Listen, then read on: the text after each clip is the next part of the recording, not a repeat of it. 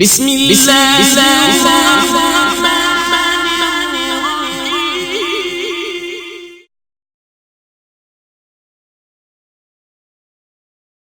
بسم اللہ الرحمن الرحیم۔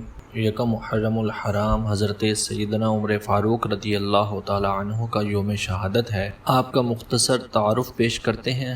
حضرت عمر رضی اللہ تعالی عنہ کا نام عمر بن الخطاب العدوی القریشی ہے۔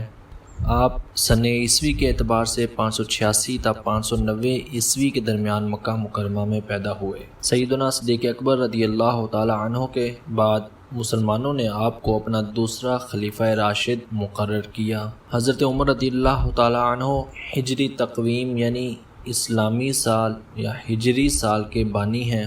آپ کے دور خلافت میں عراق، مصر، لیبیا، شام، ایران، خراسان، اناطولیہ، آرمینیا جیسے ممالک فتح ہو کر اسلامی ممالک میں شامل ہوئے۔ اسلامی ریاست کا کل رقبہ 22,51,000 اور 30 مربع میل پر پھیل گیا۔ حضرت عمر رضی اللہ تعالی عنہ کے دور خلافت میں ہی پہلی بار یروشلم فتح ہوا۔ آپ مکہ کے ان چند لوگوں میں سے تھے جو علم الانصاب، سپہ گری، پہلوانی اور مقرری میں نمایاں مقام رکھتے تھے۔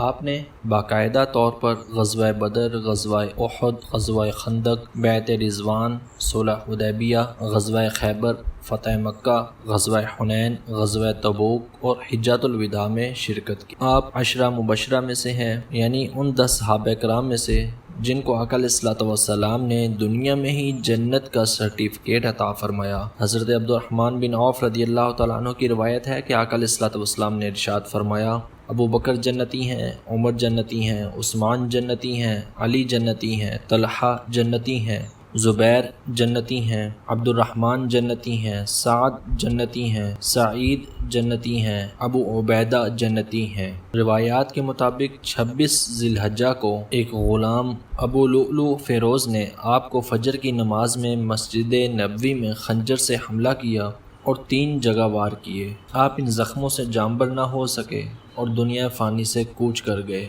آپ کے بعد اتفاق رائے سے سیدنا عثمان غنی رضی اللہ تعالی عنہ کو امیر المؤمنین منتخب کیا گیا۔ آپ کے فضائل میں آقا علیہ الصلوۃ والسلام نے ارشاد فرمایا، عمر کو دیکھ کر شیطان راستہ کاٹ جاتا ہے۔ پھر سرکار علیہ الصلوۃ والسلام نے فرمایا، جبرائیل و میکائیل میرے 2 آسمانی وزیر ہیں، جبکہ ابو بکر اور عمر میرے 2 زمینی وزیر ہیں۔ پھر سرکار علیہ الصلوۃ والسلام نے ارشاد فرمایا، میری امت میں اللہ کے دین کے معاملے میں سب سے زیادہ سخت عمر ہے۔